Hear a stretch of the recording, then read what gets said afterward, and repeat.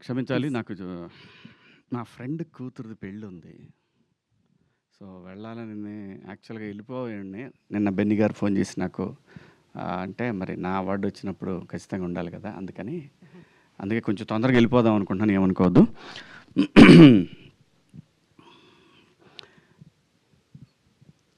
Women's day సందర్భంగా ప్రతి ఆడపిల్లకి, ప్రతి అమ్మకి, అందరికీ నా హృదయపూర్వక శుభాకాంక్షలు. దండోరా!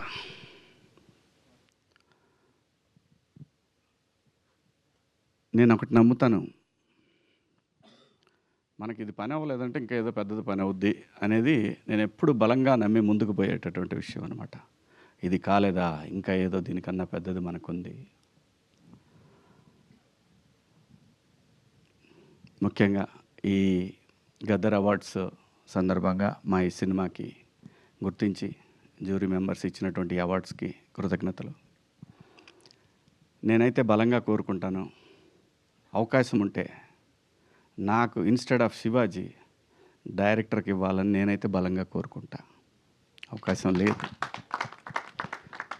సో, అందరి అభిప్రాయాలను గౌరవిస్తూ తెలంగాణ ప్రభుత్వానికి, జ్యూరీ సభ్యులకు అందరికీ పేరు పేరున ధన్యవాదాలు.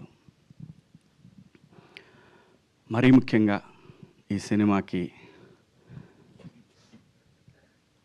ఏదైనా అండి ఒక శంకులో పోస్తేనే తీర్థం. అలాంటిది ఒక గొప్ప నటుడు ఎన్టీఆర్ గారి సినిమాకి ఒక ట్వీట్ అనేది ఒక ప్రభంజనంలాగా యావత్ తెలుగు జాతికి ఈ సినిమా దగ్గరైంది. దానికి ఎన్టీఆర్ గారికి హృదయపూర్వక ధన్యవాదాలండి. అలాగే ఈ సినిమాకి మంచి మ్యూజిక్‌ని అందించిన మార్క్ రాబిన్ గారికి, అలాగే ఈ సినిమా నా పాత్రకి ఈ పాత్రని డైరెక్టర్ గారు అడిగినప్పుడు నన్ను అంగీకరించిన బెన్నీ గారికి, అలాగే ఈ సినిమాకి ఇంత మంచి అప్లాజ్ రావడానికి కారణమైన ఈ విజువల్స్ ఇవన్నీ తీసిన కెమెరామెన్ వెంకట్ గారికి, అలాగే ఎడిటరు ఒక మహిళ సృజన, తనకి పనిచేసిన ప్రతి టెక్నీషియన్‌కి ఈ అవార్డు వెళ్తుందండి. అందులో ఎటువంటి సందేహం లేదు. Everybody deserve for this. అనుమానమేం లేదు. అందరూ ఎంత గొప్పగా యాక్ట్ చేశారంటే ప్రతి ఒక్క ఆర్టిస్టు ఈ ఒక్క సినిమా తెలుగు టాలెంట్ ఎంత ఉందనే దానికి ఒక చిన్న మీటర్ అండి. ఒక చిన్న మీటరు. ఏ ఒక్కరు కూడా ఇంత కూడా నటన అనేది కనపడకుండా జీవించినటువంటి ఓ మంచి లైబ్రరీ లాంటి సినిమా ఈ సినిమా మాత్రం. అందులో చేసిన ప్రతి ఒక్క ఆర్టిస్టు అద్భుతం, అద్భుతం, అద్భుతం. అంత బ్రహ్మాండంగా చేశారు. అలాగే ఈ సినిమాకి సాహిత్యాన్ని అందించిన నేను కాసర్ల శ్యామ్ గారు, పూర్ణాచారి, ఇంకా శ్రీమణి అందరూ కూడా అండి ఎంత బ్రహ్మాండంగా ఇన్వాల్వ్ అయ్యి రాశారు. అందరికీ కూడా పేరు పేరున ధన్యవాదాలు. అలాగే ఈ సినిమాకి పనిచేసిన ప్రొడక్షన్ టీము అందరికీ కూడా, ప్రొడక్షన్ డిపార్ట్మెంట్‌కి, ఎడ్వర్డ్‌కి అందరికీ పేరు పేరున ధన్యవాదాలు, శుభాకాంక్షలు. దండోరా సినిమాకి అసలు ఈ కథ రాయాలని తనకు అనిపించడం అనేది మా కోసమే రాసినట్టున్నాడు మురళీ గారు. ఎందుకంటే అండి ఏ చర్య ఎందుకు జరుగుతుందో ఈ సృష్టిలో ఎవరికీ తెలీదు. నాకు తెలీదు. ఇతనికి నానంటే సచ్చిన చేసేవాడిని కాదు. నాకు చెప్పలా ముదురులన్నీ. ఆ అమ్మాయి నా కూతురంటే క్వెషనే లేదు. నవదీపు ఏందేందో చేశారు, మొత్తానికి నన్ను మాయ చేశారు. నాకు తెలీదు. ఓన్లీ నేను ఈ సినిమా కథ చెప్తున్నప్పుడు వీళ్ళందరూ ఉన్నారనే విషయం, వీళ్ళందరితో షూటింగ్ అయిపోయిందనే విషయం, నేను లొకేషన్ పోయిందా తెలీదు నాకు. అమ్మ తోడు. ఎవడు చేస్తాడండి నందు కొడుకండి, ఎట్టున్నాడు? సరే నవదీప్ అంటే మా సర్పంచి ఓకే, చేయొచ్చు. నందు కొడుకేండండి ఘోరంగా, మరి అన్యాయం, అరాచకం అది. కానీ దానికోసం నేనే ఏదో నా తిప్పలు నింబడి అంటే అనుకుంటారు యాక్టర్లు వాళ్ళకి టైంకి వస్తారు, డబ్బులు ఇస్తే చేసేసి వెళ్ళిపోతారు అంటారు. కాదండి, ఈ సినిమాకి నేను చేసిన పని తనకు కూడా తెలియదు. నేను నిద్రపోలా చాలా రోజులు. ఎందుకు నిద్రపోలేదంటే పూర్తి టైం 8 అవర్స్ నేను ఎప్పుడు నిద్రపోలా. ఓ 3 అవర్స్ నిద్రపోయాను. మొహం నిద్ర లేకపోతే ఉబ్బిద్ది. కొంచెం జీవం చచ్చిపోద్ది ఫేస్‌లో. లేకపోతే ఈళ్ళకి ఫాదర్ అంటే ఎవడు నమ్ముతాడు? ఫ్రెష్‌గా తయారొస్తే ఇతను ఫాదర్ ఏంటి, ఫ్రెండ్ అన్నా కూడా నమ్మరు. నేను. Trust me. నాకు ఆ గిఫ్ట్ ఇచ్చాడు భగవంతుడు. గడ్డం తీస్తే ఓ రకంగా ఉంటాను. గడ్డం పెంచితే ఓ రకంగా ఉంటాను. రంగు అయిపోతే ఇంకో రకంగా ఉంటాను. ఇది నిజం. అది గాడ్ గిఫ్ట్. దాన్ని అబ్యూజ్ చేయకూడదు మనం. ఆర్టిస్టులుగా అబ్యూజ్ చేయకుండా ఉంటే చాలా దూరం వెళ్ళొచ్చనమాట. అది నేను బలంగా నమ్ముతాను. ఎందుకంటే దీని మీద బతకడానికి, ఈ సినిమా మీద బతకడానికి, దీని ద్వారా ఫ్యామిలీని, నెక్స్ట్ జనరేషన్స్‌ని ఇంకా ముందుకు తీసుకెళ్ళటానికి ఒక అద్భుతమైనటువంటి అవకాశం. దీన్ని నేను ఏ రోజు అబ్యూజ్ చేయలా. అది రెమ్యునరేషన్స్ విషయం కానివ్వండి, పని చేసే విషయంలో కానివ్వండి, టైమింగ్స్ కానివ్వండి, టైంకి వణుకొచ్చేస్తాయి. ఖచ్చితంగా యూనిట్ సహా ఉండేవాడిని. మొదటి రోజు నుంచి, ఇప్పుడు కాదు. ఎందుకంటే ఆకలి విలువ తెలిసినోళ్ళం. సో, కాబట్టి ఇది దైవంతో సమానం ఈ పని అనేది. అంత మంచి అవకాశాన్ని ఈ సినిమాలో నేను ఈ సినిమా కనెక్ట్ అయింది మళ్ళీ మళ్ళీ చెప్తున్నా. నేను ఈ సినిమా కథకి కనెక్ట్ అయింది కేవలం నేను ఈ సినిమా చేయటానికి నాకు విపరీతమైన ప్రొవోక్ చేసినటువంటి ఒక పాత్ర రాధ్య. ఆ పాత్ర గనక లేకపోతే అదే బిందుమాధవి కూతురు. ఆ పాత్ర లేతే నేను చేయను ఈ సినిమా. అమ్మ తోడు. ఈ సినిమా మొత్తానికి ప్రాణం ఆ పాత్ర అక్కడ. ఆ పార్టు అది నందు ఆ పాపని అక్కడ ఆ హౌస్ దగ్గర వదిలిపెట్టాడు అని చెప్పినప్పుడు ఒక క్షణం మంచినీళ్ళు తాగాను నేను మా ఆఫీస్ రూమ్‌లో తనకి కథ చెప్తున్నప్పుడు. చేద్దాం ఈ సినిమాని ఫిక్స్ అయ్యాను. అంత ఆ పాప కూడా ఎంత బాగా చేసింది అసలు. ఎంత అద్భుతంగా చేసింది. అంటే గూస్ బంప్స్ మూమెంట్స్ ఉంటాయి సినిమాలో. నాకు కథ చెప్పేటప్పుడు కూడా తను అదే చెప్పాడు. నేను అంతే రియాక్ట్ అయ్యాను. సో, చాలా నేను నిజంగా కూడా ఈ సినిమాకి మా డైరెక్టర్‌కి బెస్ట్ డైరెక్టర్ అని వస్తాను ఎక్స్‌పెక్ట్ చేశాను నేను. అంటే మన ఎక్స్‌పెక్టేషన్స్ అన్నీ ఒకేసారి ఎప్పుడు కూడా అవ్వాలని రూల్ ఏం లేదు.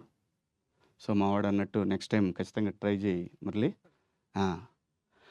ఖచ్చితంగా ఇంకా ఈ సినిమాకి ఇంతటితో ఇదేం ఆగదు. ఇది చాలా దూరం వెళ్ళాల్సిందుంది. వెళ్తది కూడా అనుమానమేం లేదు. ఎందుకంటే ఆ రైటింగ్‌లో ఉన్నటువంటి దమ్మండి అది. ఆ రైటింగ్‌లో ఉన్నటువంటి దమ్మది. ఆ దమ్ముని ఆహ్, నేచర్ ఊరికే వదిలిపెట్టదు. చాలా దూరం తీసుకెళ్తది. చాలా అవార్డ్స్ వస్తాయి ఈ సినిమాకి. ఖచ్చితంగా ముఖ్యంగా నేను కాసార్ల శ్యామ్ గారికి కూడా గట్టిగా ఎక్స్‌పెక్ట్ చేస్తున్నాను. సాంగ్ రాసింది ఆయన 'దండోరా' అనే సాంగు. పాడిన ఆయన తమిళ్ ఆయన కదండీ! యాంథోనీ దాస్. అబ్బా! ఏముంటదండి ఆ గొంతు. ఏం గొంతండి అది. భగవంతుడు ఒక మనిషికి ఇక్కడ కొన్ని కొన్ని కళలు ఎందుకిస్తాడంటే దాన్ని ఎంజాయ్ చేయాలి. సమాజం ఎంజాయ్ చేయాలి. ఎంజాయ్ చేయటానికి ఒక్కో మనిషికి ఒక్కొక్క కళ ఇస్తాడు. ఆ కళ రూపంలోనే ఈ 'దండోరా'లో మీకు అవన్నీ కనపడతాయి. ఎందుకంటే సురేషు బాడీ మీద "అన్న నేను ఒక్కసారి వస్తానే" అంటాడు. అర్రె నీ అంటే ఒక్కొక్కళ్ళు మళ్ళీ ఆ అబ్బాయి బండి తీసుకొని వచ్చేది ఊళ్ళో టెంట్ కదా! Tent character. ఆ! ఎంత అండి అసలు ఒక్కొక్క పాత్ర ఎంత అద్భుతంగా రాశాడు. ఆ పెన్ను నుంచి ఎలా వచ్చిందో నాకు తెలీదు మురళి గారు. అద్భుతం. You are awesome. నేను చెప్తున్నా కదా!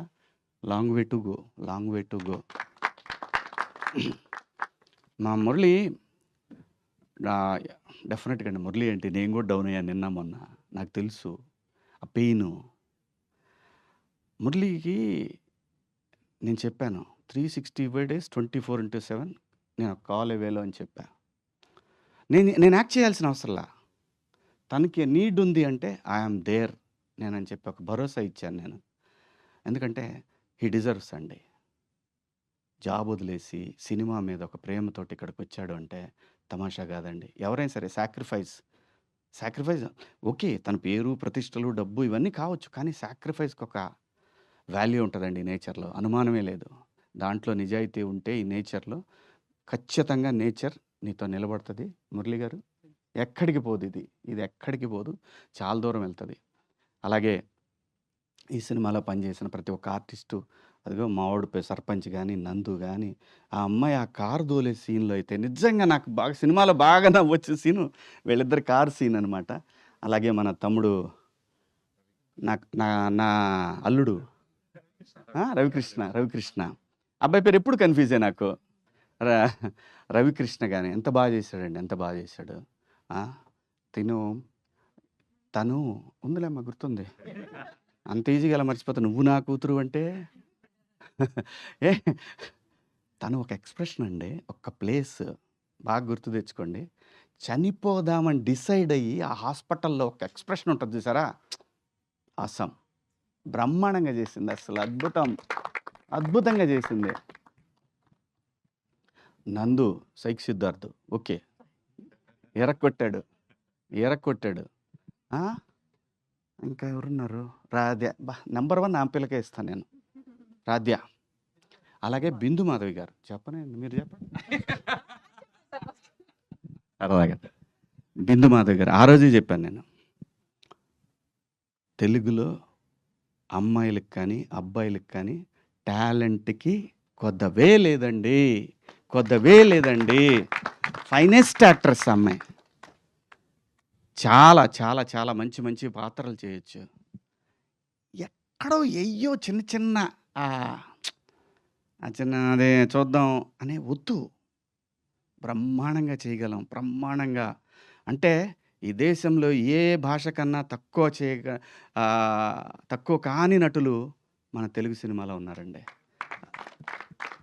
ఇవ్వండి, మీరు ఇవ్వాలే కానీ మళ్ళీ పెట్టొద్దు స్టేచర్లు ఇవన్నీ పెట్టొద్దు. ఒక పాత్ర ఇస్తే కదా స్టేచర్ తెలిసేది. స్టేచర్స్ లేవు, కథే అల్టిమేట్ స్టేచర్, అదే వస్తుంది. ఒక ఆర్టిస్ట్కి స్టేచర్ అదే వస్తుంది. కథని నువ్వు క్రియేట్ చేయి, ఆర్టిస్ట్ ఖచ్చితంగా ఆ స్టేచర్ని తీసుకొస్తాడు. మంచి మంచి పాత్రలు పోతున్నప్పుడు ఎలా బాధేస్తుంటే కడుపు మండిపోతుంటుంది. చేయగలిగింది ఏమీ లేదు, ఆకలి అయితే అన్నం తింటాం తప్ప. సో సో ఆయన ఎంత బాగా చేశాడు, బ్రహ్మాండంగా. వీళ్ళందరూ ఇంగ్లీష్లో మాట్లాడితే నాకు టెన్షన్ అవుద్ది, నేనేం మాట్లాడాలని. మీ అమ్మకు అలా, ఎందుకంటే బాగా చదువుకున్న వాళ్ళు వీళ్ళందరూ, అందరూ చదువుకున్నోళ్ళు. మనమే బిఏ తెలుగు మీడియం, ఒక్కోసారి కంగారు అవుతుంటుంది, వాళ్ళు ఇంగ్లీష్లో మాడుతుంటారు, టెన్షన్ అవుతుంటుంది. కానీ మనకిచ్చాడు బ్రహ్మాండమైన నటన అనే ఒక అద్భుతమైనటువంటి సాధనాన్ని. దాంతో అమెరికాలో కూడా బతికేయచ్చు ఇంగ్లీష్ రాపోయినా. సో చాలా హ్యాపీగా ఉందండి. Thank you Murali, thank you. మళ్ళీ చెప్తున్నాను, any time any centre single hand.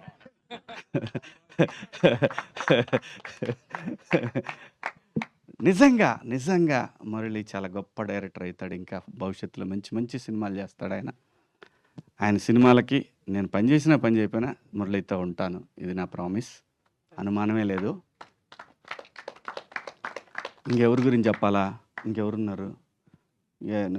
మనందరూ రాజశేఖర్ గారు, మాది జర్నీ నడుస్తూనే ఉంది. అందరూ కూడా మావాడు నవదీప్ రాలేదు ఇవాళ, మావాడు ఏ టూర్లో ఉన్నాడో, ఏడ ఉన్నాడో మరి, సర్పంచ్ సాబ్ ఏడ తిరుగుతున్నాడో ఈ భూమి మీద. అద్భుతంగా చేశాడు, మంచి యాక్టర్, తెలుగులో మనకి one of the finest actor. So ఇంకా ఈ సినిమాలో ఎవరన్నా ఇంకా ఆర్టిస్టులు చాలామంది ఉన్నారు ఈ సినిమాలో, బొచ్చెడు మంది ఆర్టిస్టులు ఉన్నారు. అందరికీ పేరు పేరున కంగ్రాచులేషన్స్. అలాగే బెన్నీ గారు, మీరు డెఫినెట్గా నేను చెప్తున్నా కదా, లాంగ్ వే టు గో. కొంచెం కొరతనం ఉంది మావాడి దగ్గర, అది మాత్రం నేను ఖచ్చితంగా చెప్పాలి. ఎందుకంటే లైఫ్లో అండి అవకాశాలు చాలా వస్తాయి, ఈ ఏజ్లో ఎక్కువ వస్తాయి. ఏజ్ దాటిపోయినాక ఎవడ పట్టించుకోడు మనకు.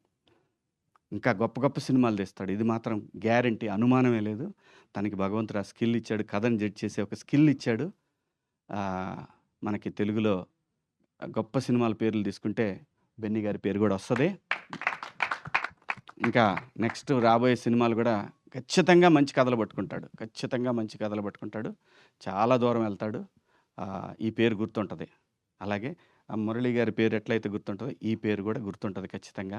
అందరికీ ఈ సినిమాకి సహకరించిన మీడియా మిత్రులకు, తెలంగాణ ప్రభుత్వానికి, అలాగే జ్యూరీ సభ్యులకు, ప్రతి ఒక్కళ్ళకి కూడా పేరు పేరున ధన్యవాదాలు. Thank you so much. I love you all. Thank you sir. Thank you so much.